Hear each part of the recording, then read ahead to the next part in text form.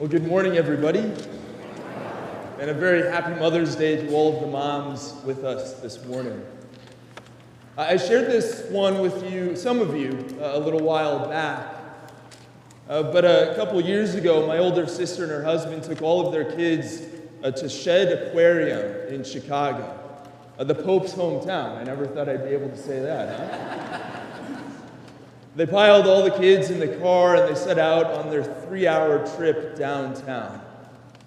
Well, once they parked the car on the museum campus there, they got all of the kids out when their middle son, Corbinian, who was 3 at the time, gets out of the car and looks to his left and sees the skyline of downtown Chicago, and to his right and sees Lake Michigan.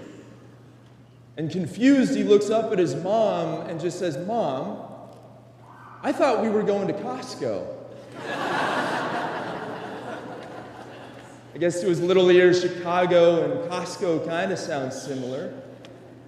But how did he make any sense of the 3 hours spent in the car? Costco's great, but it ain't worth 3 hours.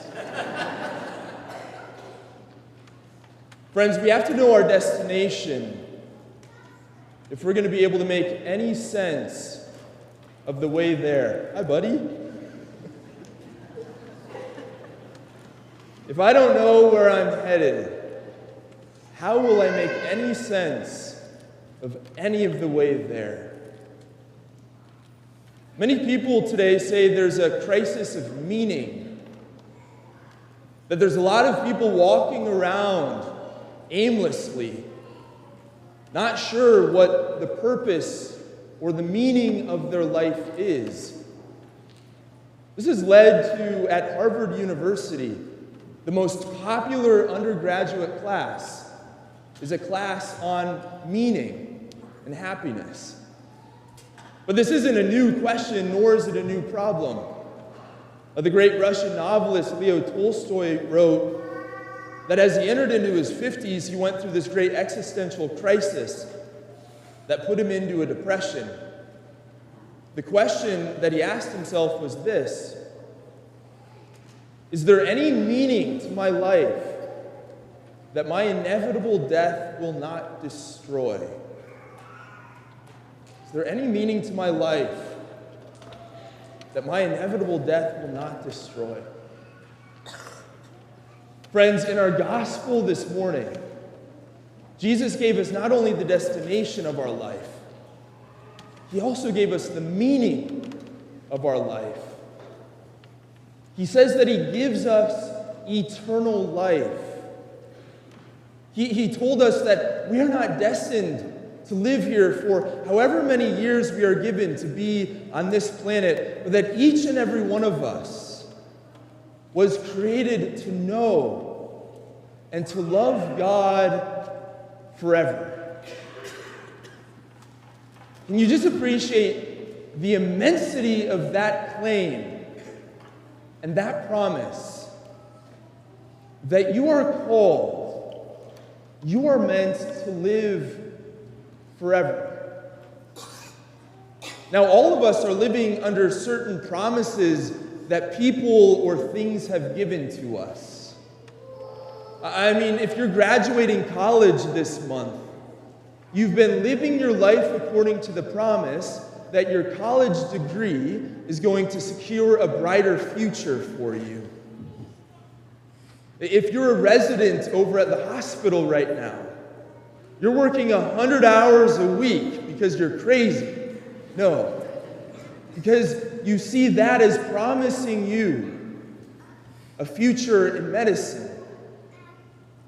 Married couples here, everything you do is living according to the promise of your marriage vows, because you see in that security in this relationship. But how much of the promise of Jesus of eternal life is determining everything about my life right now? Because this promise of eternity is not just that we have in our hands a punched ticket for some future place. This promise of eternity is meant to get into every part of our lives right here and right now. St. Catherine of Siena said that all the way to heaven is heaven. That right now, as people that are living with this great promise that one day we will be with God forever in heaven, are to already now experience that promise in our lives here. That please God, one day from heaven, I will look back on my life on earth and I will see May 11th, 2025, and see how on this day, God was seeking to lead me to my heavenly home. Can you see how that promise of eternal life changes everything about how I live today? How I live right now? That already in big ways and in small ways, I am trying to see how God is leading me, how God is guiding me, and how my life is an opportunity to know Him and to love Him even now. How decisive our lives are. How decisive today is. In our first reading today, it's perhaps the most decisive thing in the whole New Testament in a lot of ways, after the resurrection.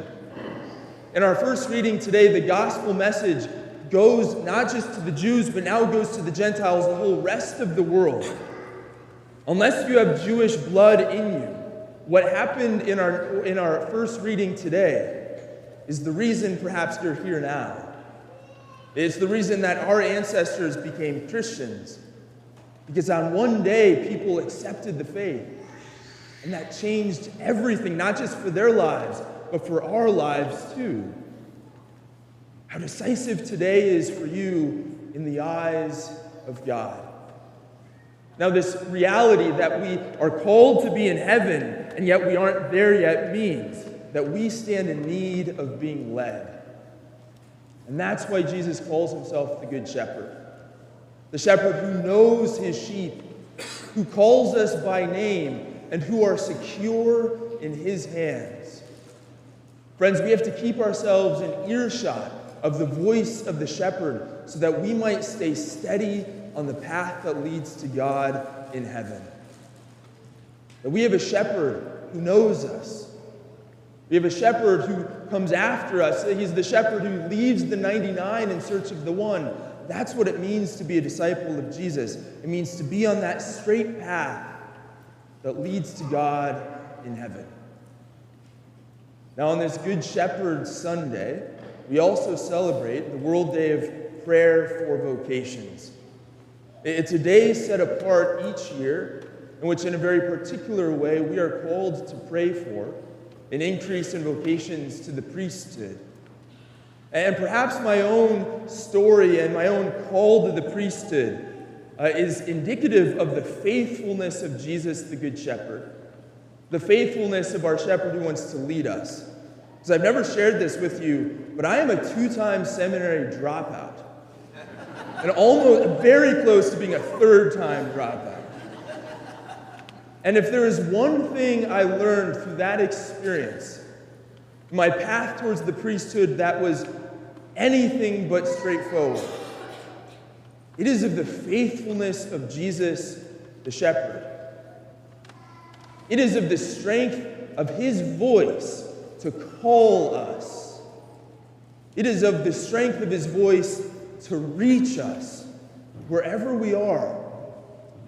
So that where we find ourselves today, whether we feel very close to the shepherd or very far from him, that is a place he can come to us and he can find us.